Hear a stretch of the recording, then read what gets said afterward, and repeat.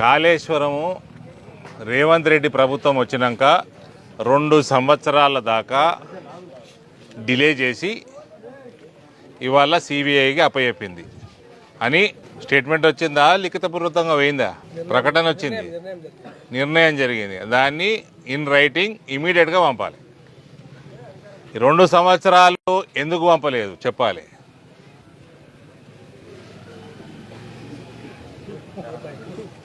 కేటీఆర్ సరిపడని తీయలేదా?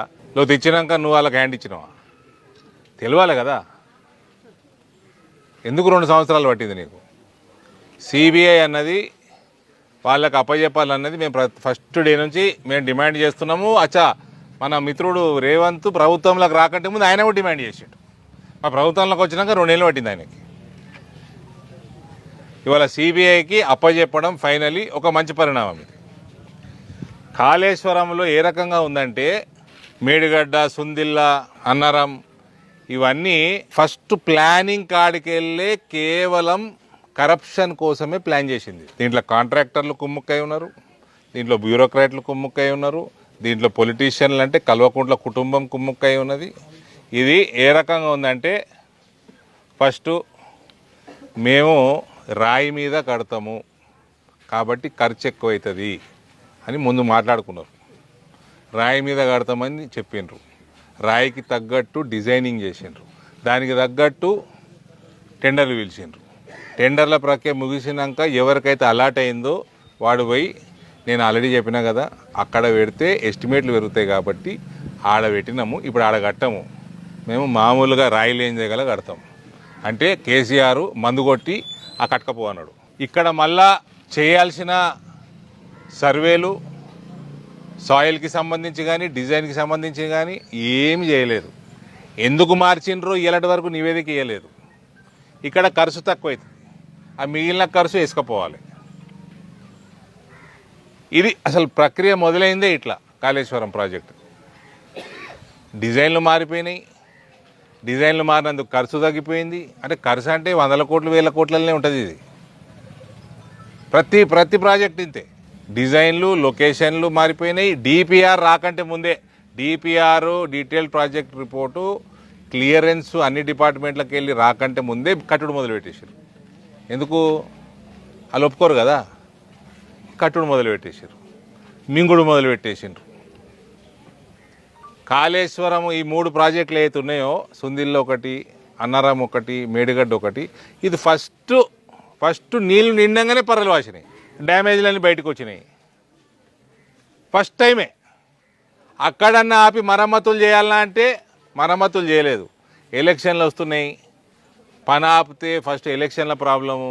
2018 ఎలక్షన్లు, పైసల ఖర్చు వెళ్ళాలి, వాడు కాంట్రాక్టర్ ఇవ్వాలి. మళ్ళీ 2019 పార్లమెంట్ ఎలక్షన్లు వస్తున్నాయి, బిడ్డ ఓడిపోయే పరిస్థితి ఉండే, పైసలు మింగాలి, రిపేర్లు కూడా వేయలే. అది ఇంకింత ఎక్కువైంది. ఫైనల్గా 2023 ఎలక్షన్ల ముందు బయటపడ్డది అందరి ముందరు. అందరాన్ని ఇంటికి పంపిర్రు. వచ్చినోడు ఏమైనా చక్కగా ఉన్నాడంటే 2 నెలలు టైం వేస్ట్ చేసిండు. ఎంత మింగాలనో మింగిండు, కావాల్సినంత పెట్టలేదేమో కాంట్రాక్టర్లు కానీ ఈ కేసీఆర్ కుటుంబం కానీ. ఇవాళ సిబిఐకి అప్పచెప్పిండు 2 సంవత్సరాలు లేట్ చేసి. ప్రతి ఒక్కటి కరప్షన్ కోసం చేసింది కాళేశ్వరం. ఇది ఇవాళ సిబిఐకి అప్పచెప్పటము, సిబిఐ దాన్ని టేక్ ఓవర్ చేయాలా. ఇమీడియట్గా ఏ బ్యూరోక్రాట్ని వదలొద్దు, ఏ పొలిటీషియన్ని వదలొద్దు, ఏ కాంట్రాక్టర్ని వదలొద్దు. ఛానల్ అన్నీ గట్టిగా చూపెట్టుండ్రి. కాంట్రాక్టర్లు కూడా మీ ఛానల్ షేర్ ఉన్నది, చూపెట్టరు ఛానల్ కొన్ని. చూపెట్టకుంటే నెక్స్ట్ టైం పేరు తీస్తా. చూపెట్టండి గట్టిగా. మేము దేనికోసం, సొసైటీని ఏమంటారు, సమాజం కోసం అని వస్తాయి, యాడ్లు వస్తాయి ఛానళ్ళలో. చూపెట్టుండ్రి. సమాజం కోసం అయితే చూపెట్టరు. మరి సమాజాన్ని ఎట్లా ముంచండు కల్వకుంట్ల చంద్రశేఖరరావు? చూపెట్టాలి కదా. సమాజాన్ని ముంచుడు కాదు, రానున్న తరాలని ముంచారు కల్వకుంట్ల వాళ్ళు. తెలంగాణ పేరు మీద కల్వకుంట్ల కుటుంబం 10 తరాలు మేసేటట్టు, బర్రెలు మేసేటట్టు సంపాదించారు. ఈడనేమో ఊర్లలోకి తిరిగితే పూటకి గతి లేదు. ఈడ సిబిఐకి అప్పగిస్తే 48 గంటల్లో చర్యలు తీసుకుంటామని చెప్పి గతంలో కిషన్ రెడ్డి గారు రంగంలోకి దిగుతారు. కిషన్ రెడ్డి గారు అన్నది పొద్దున్నే సిబిఐకి అప్పచెప్పినరు అని నాకు పొద్దున్న లేచే వరకు మెసేజ్లు ఉన్నాయి. పొద్దున్నే ఫస్ట్ కిషన్ రెడ్డి గారికి రిమైండ్ చేశాను. కాళేశ్వరంలో జరిగిన అవినీతి దాని మీద వచ్చే రిపోర్ట్లు అన్నీ నేను పర్సనల్గా కూడా చదివి ఏమేం ఫీడ్బ్యాక్ ఇవ్వాలో డెఫినెట్గా ఇస్తా. కిషన్ రెడ్డి గారికి రెగ్యులర్గా ఇస్తా. ఇది ఇవాళ మళ్ళీ రిపీట్ చేస్తున్నా, సిబిఐకి కనీసం 2 సంవత్సరాల తర్వాత అప్పచెప్పినందుకు ఒక సంతోషం. దాని పనే చెరువు కట్టలు, చెరువులు పుడికలు తీసుడు, కట్టలు మరమ్మతు చేసుడు, ఇటువంటి అన్ని కార్యక్రమాలు చేసుడు. లేదు పైసలన్నీ ఎత్తుకపోయినారు, ఏడ ఏం పని కాలేదు. ఇలా కట్టలు దిగుతున్నాయి, మెయింటెనెన్స్ లేకనే కట్టలు దిగుతున్నాయి. ముత్యాల చెరువు దానికి కారణమే అది, మెయింటెనెన్స్ లేక. ఇవాళ చెరువులు కట్టలు మనం ఇంత ఇబ్బందులు పడుతున్నాము. పెద్ద పెద్ద డ్యాములు మెయింటెనెన్స్ లేవు.